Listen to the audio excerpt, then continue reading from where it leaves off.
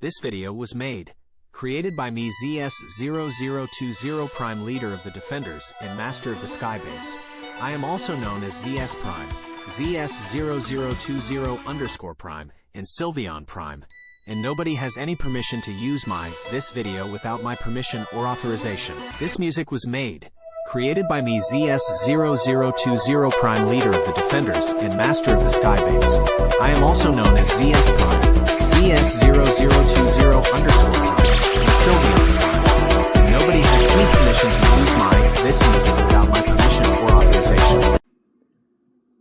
Good afternoon, ladies and gentlemen. Today it's going to be kind of a fun video. This is going to be my kind of, I think I'm using this phrase correctly, okay, screw it, I can't pronounce that word right now. My brain does not want to work. Basically, this is just kind of not my complete opinion. This is going to be my kind of like general opinion and thoughts for the moment about Pokopia, because here's the thing, I haven't completed the game yet, so I can't give like my full thoughts, but I can give my thoughts so far because I've done quite a lot in the game. And personally, when I first heard of Pokopia, I was actually intrigued.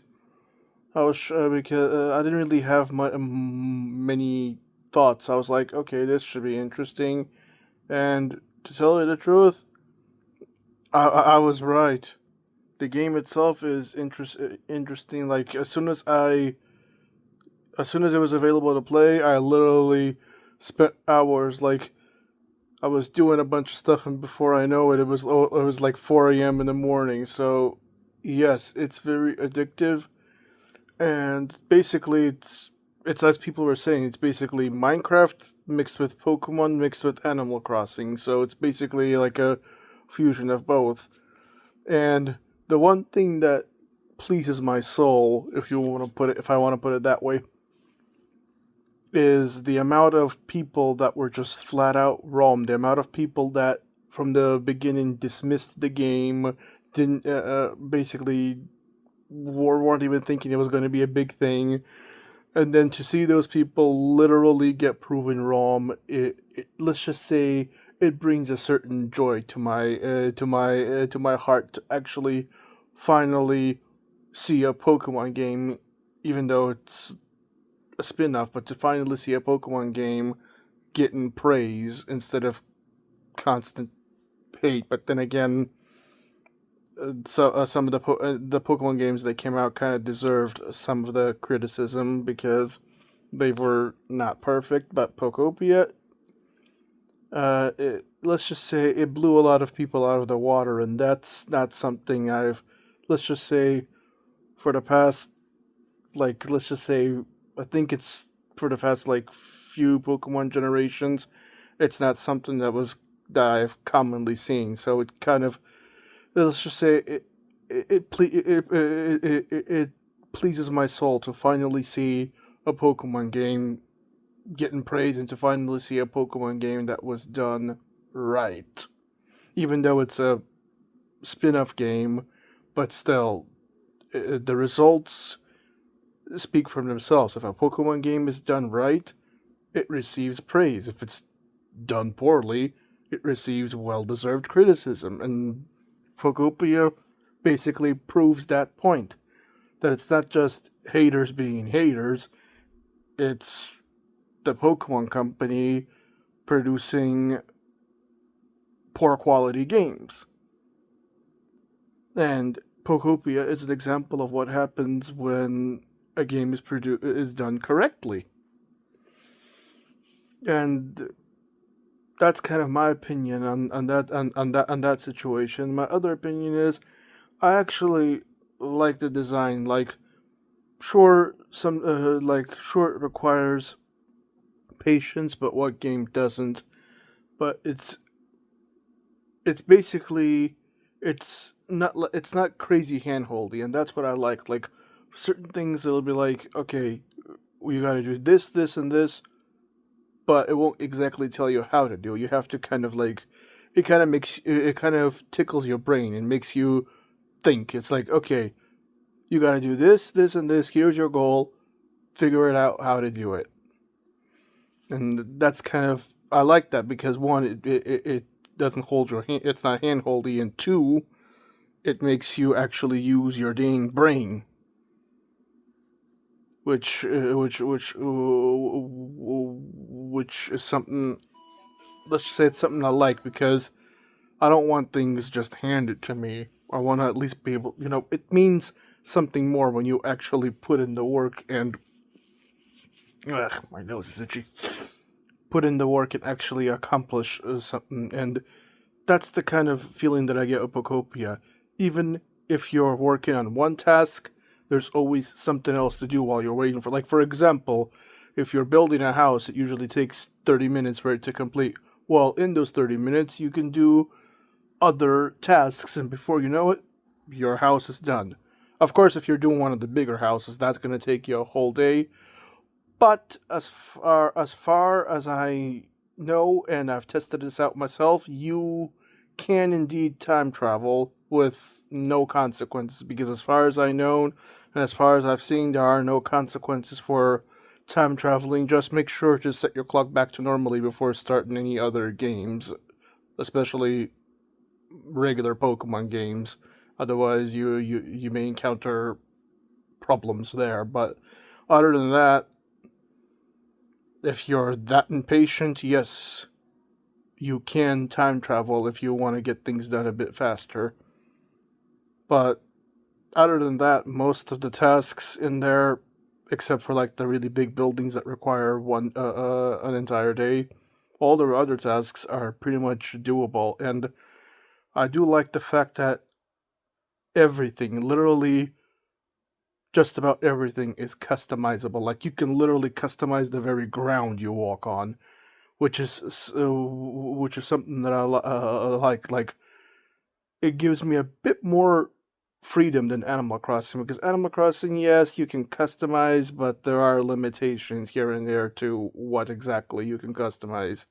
In Pokopia, you can pretty much customize anything. Heck, you can even you can even basically get materials by exploring places like this one area. And spoiler alert, by the way, but this one area had access to the SSN, and you can pretty much salvage that ship to get a bunch of different types of material. Like that whole ship is basically one big giant. It's one big giant salvage area where you can salvage. You can get like windows and stuff. Like I got a bunch of crap just by exploring that. Just by exploring that area. And also, creating the habitats is actually not too difficult as long as you have, access to the items, and some things you can just straight up craft. But building the habitats is actually easy, and that's what I like it. They didn't make it uberly complicated. Like that's what I kind of like about this game is it gives you challenges, but it doesn't actively try to get in your way.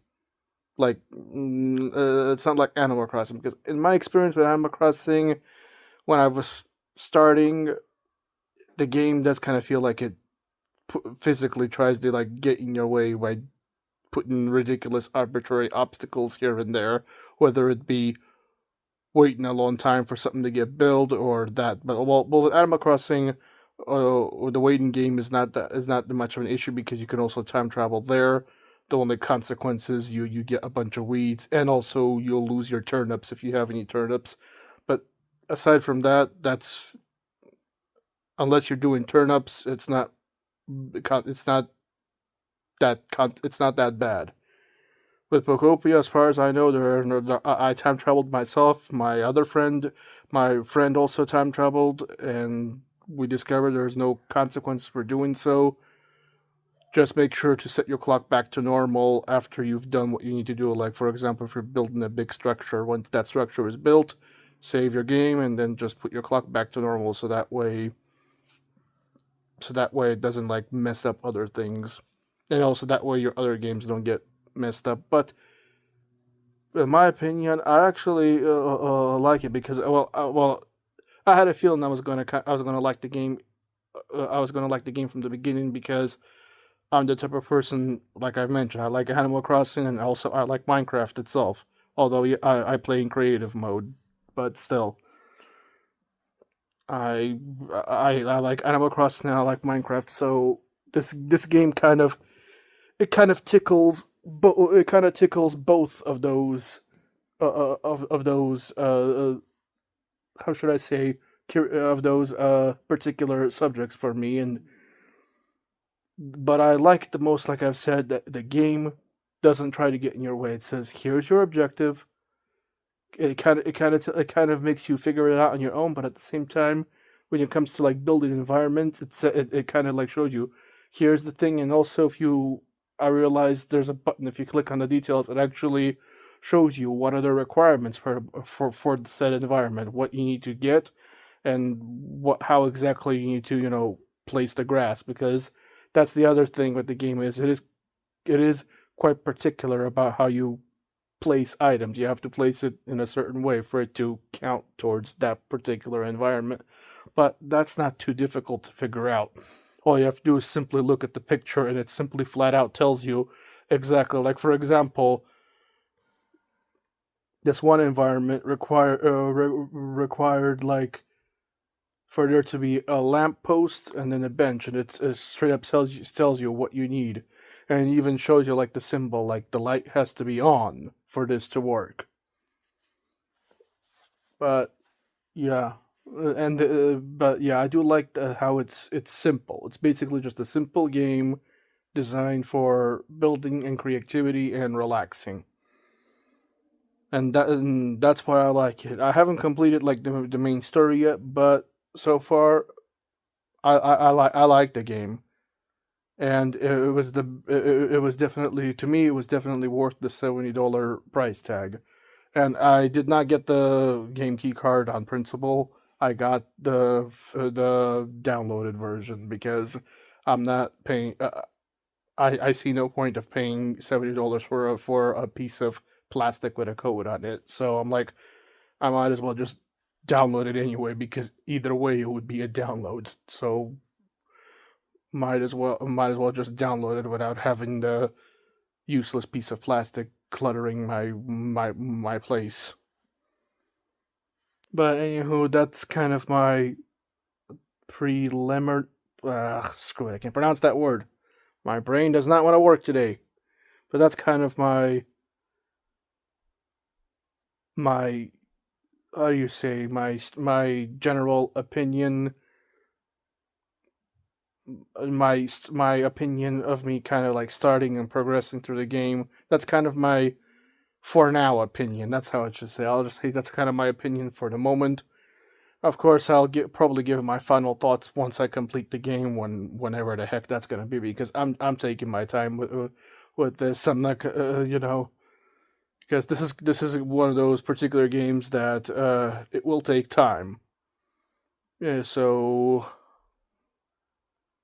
yeah, that's pretty much my opinion for now about the game. I like it. I enjoy it, and it's addicting as heck. I mean, like I said, I was playing through it once, and before I knew it, it was already freaking 4 a.m. in the morning. I'm like, holy crap! It's already 4 a.m. in the morning. I'm like, jeez, yeah, the game is very addictive. And the part that I like is there's always something to do. Like there's no like boring moments in between. There's always some sort of thing to do. There's always something to complete or something to do. And even in the meantime, if you're waiting for one thing to be completed, you can do another thing. There's basically always something to do, always something to keep you, basically to keep the flow going.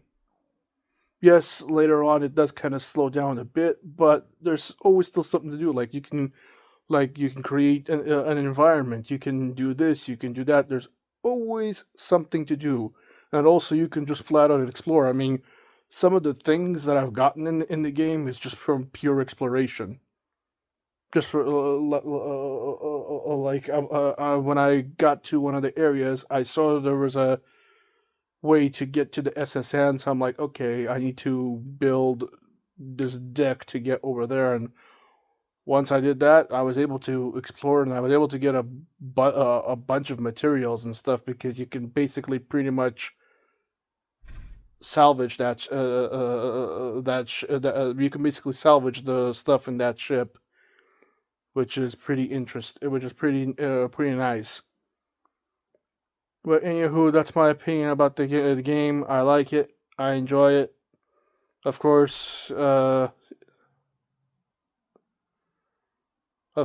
be giving like my final opinion when I complete the game, whenever it is. But that's my opinion. I like it so far, and so far I'm having fun. So, anyways, ladies and gentlemen, I'm going to conclude the video for now. I'll see you on my next video, whenever it is and whatever it is. Don't forget to like, comment, and subscribe, and I'll see you all next time. Bye.